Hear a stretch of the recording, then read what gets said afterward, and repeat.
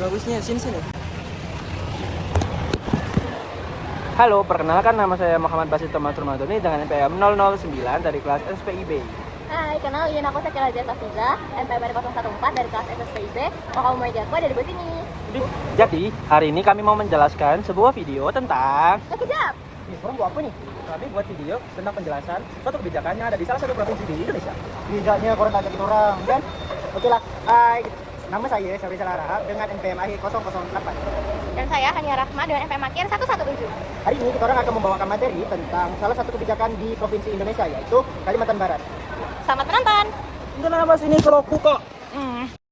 Nah, untuk selanjutnya kami akan memaparkan materi mengenai tentang Rencana Pembangunan Jangka Panjang Daerah atau yang disingkat menjadi RPJPD dari Provinsi Kalimantan Barat pada tahun 2025 sampai dengan 2045. Yang mana peraturan tersebut telah disahkan dalam Peraturan Daerah Nomor 6 tahun 2024. Dan Kalimantan Barat sendiri mempunyai visi RPJPD yang berbunyi mewujudkan Kalimantan Barat yang maju, sejahtera, dan berkelanjutan.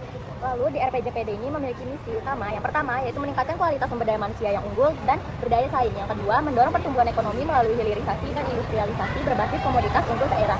Yang ketiga, mengembangkan infrastruktur yang merata dan berkelanjutan. Yang keempat, meningkatkan serta kesejahteraan sosial dan pengentasan kemiskinan. Yang kelima, memperkuat tata kelola pemerintahan yang baik dan bersih. Yang keenam, melestarikan lingkungan hidup dan mendorong pembangunan berkelanjutan. Yang ketujuh, meningkatkan ketahanan budaya dan memperkuat identitas daerah. Dan yang terakhir, yang kedelapan, mendorong pemekaran wilayah untuk pemerataan pembangunan. Nah, setelah kita mengetahui tentang visi dan misi dari RPJPD Kalimantan Barat, kami ingin mengajak kalian untuk mengetahui kemana sih arah kebijakan yang direncanakan Provinsi Kalimantan Barat dan klaster-klaster yang ada di Kalimantan Barat. Nah, pembahasan yang pertama, kita akan membahas arah kebijakan dari Kalimantan Barat. Yang pertama, peningkatan pendapatan per kapita melalui diversifikasi ekonomi dan peningkatan produktivitas sektor unggulan.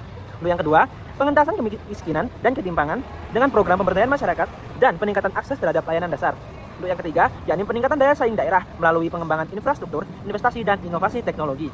Serta yang terakhir, peningkatan kualitas lingkungan hidup dengan konservasi sumber daya alam dan pengelolaan lingkungan yang berkelanjutan. Lalu ada beberapa klaster pembangunan wilayah yang ada di Kalimantan Barat. Yang pertama, klaster 1 yaitu Kota Pontianak, Kabupaten Kuburaya, dan Kabupaten Mempawah sebagai pusat industri dan jasa regional. Klaster kedua yaitu Kota Singkawang, Kabupaten Sambas, dan Kabupaten Bengkayang sebagai pusat pariwisata, ekonomi kreatif, dan lumbung pangan. Yang klaster ketiga yaitu Kabupaten Landak, Kabupaten Sanggau, dan Kabupaten Sekadau sebagai pusat industri hijau dan lumbung pangan. Klaster keempat, Kabupaten Sintang, Kabupaten Melawi, dan Kabupaten Kapuas Hulu sebagai pusat konservasi dan ekowisata. Klaster kelima, Kabupaten Ketapang, dan Kabupaten Kayong Utara sebagai pusat agribisnis dan energi terbarukan. RPJPD ini diharapkan bakal membawa Provinsi Kalimantan Barat menuju keluar dari status middle income trap dan mencapai status dengan setara sebagai negara maju yang ada di 2040. Kita ada pembahasan yang lain nih, teman-teman.